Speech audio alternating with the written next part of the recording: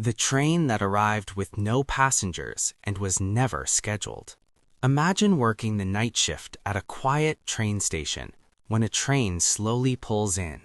No announcement, no schedule, no passengers, just open doors and empty seats. And according to every official record, that train never existed. If you enjoy strange but true style mysteries, subscribe now because this story only gets stranger. In the winter of 1911, the town of San Esteban, a small railway stop in southern Europe, was known for one thing: silence. Only 2 trains stopped there each day, one in the morning, one in the evening.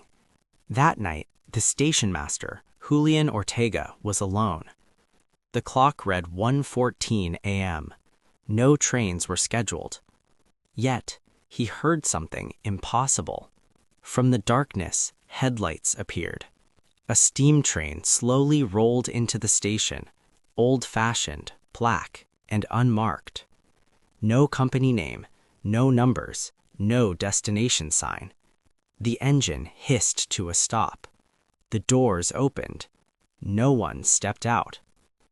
Julian walked closer, lantern shaking in his hand. Inside the train were dozens of passengers, all sitting upright, all perfectly still. If this already feels unsettling, hit the like button because that was only the beginning.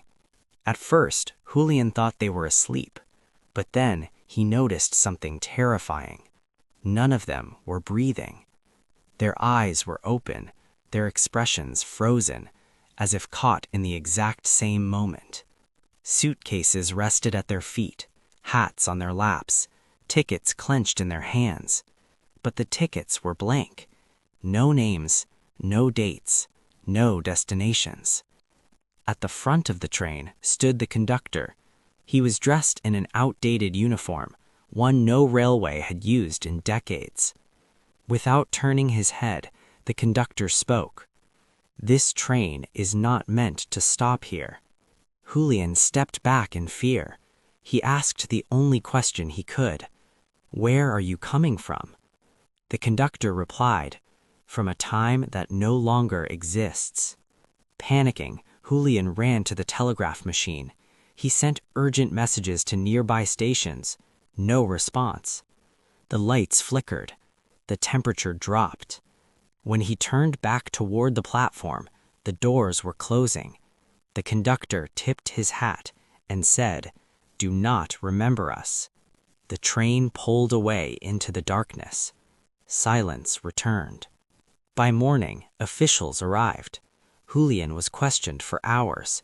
He described the train, the passengers, the conductor's words. Records were checked. No train had passed through that line in over 40 years. Even stranger, in the archives, investigators found a report, dated 1871. A train carrying dozens of passengers had vanished on that same route. Never found, never explained. Survivors' relatives from 1871 claimed something odd. Years after the disappearance, some said they saw their loved ones, unchanged, unaged, always near railways, always vanishing before they could be approached. Historians dismissed it as grief, but Julian knew better. Julian never worked another night shift.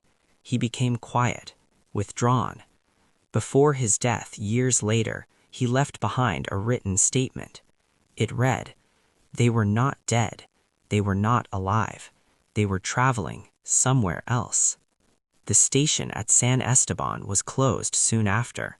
The tracks were removed. The location faded from maps. Yet even today, train workers across Europe report something similar: an unscheduled train, late at night, no passengers boarding or exiting, and always a conductor who warns, "This train is not for you." History records disasters, wars, and inventions, but sometimes it records things it doesn't understand, and sometimes those things come back, still running, still carrying passengers to a destination no one remembers. If you were standing on that platform, would you have stepped onto the train?